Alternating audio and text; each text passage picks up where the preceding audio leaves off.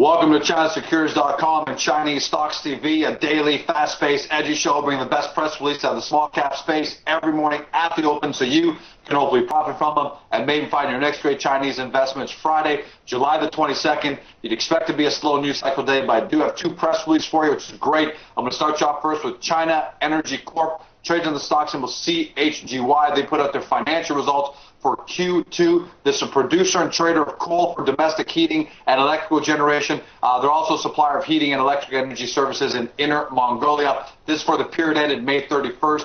I'm going to go straight to the 6-month numbers here. Revenue, $54.5 million. That's up 32%.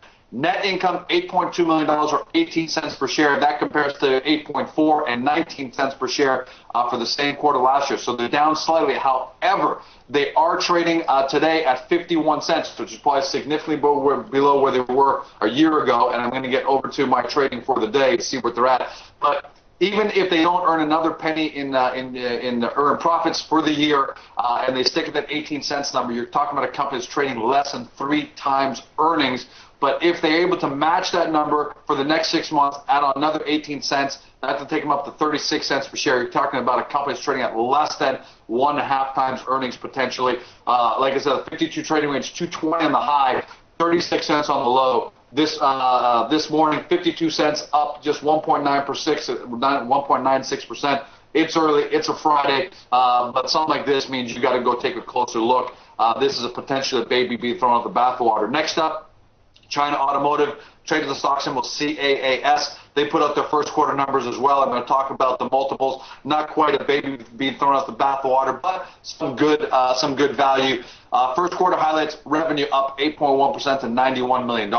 Income $17.2 million or 23 cents per share. That compares to a loss of $4.1 million and 15 cents per share last year. So significant bottom line improvement and increases. I'd like to see that. The company closed yesterday at $8.21. As of this morning, $8.36, up 1.8%. So the market likes the news. A little bit about the valuation. If they're able to pull off 23 cents per share in their first quarter, extrapolate that over 4 quarters, you've got $1 per share. And at $8.21 or now $8.35, you've got a company trading at 8.35 times earnings. Now, that is slightly a bit of a stretch for 2 reasons. A, it's only the first quarter number, and they came out of a loss period, so they haven't quite established that they are going to be producing steady, profitable earnings every single quarter. Plus, even if you get that extrapolation, 8.36 times, now 8.4 times earnings are up to $8.40.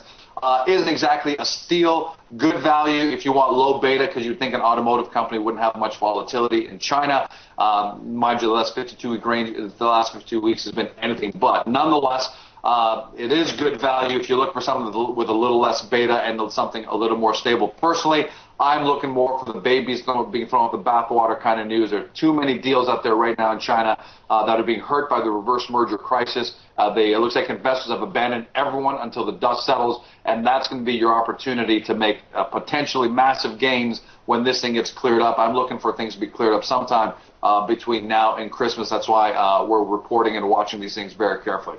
That's a wrap. As always, quality over quantity, 2 great press releases. If you look for more great China small mid-cap news and you're not on the front page of ChinaSecurities.com, get there, watch the show, take a look at the best headlines to my right, and get into the marketplace to discover your next great Chinese stock. That's a wrap. Have a great weekend. See you on Monday.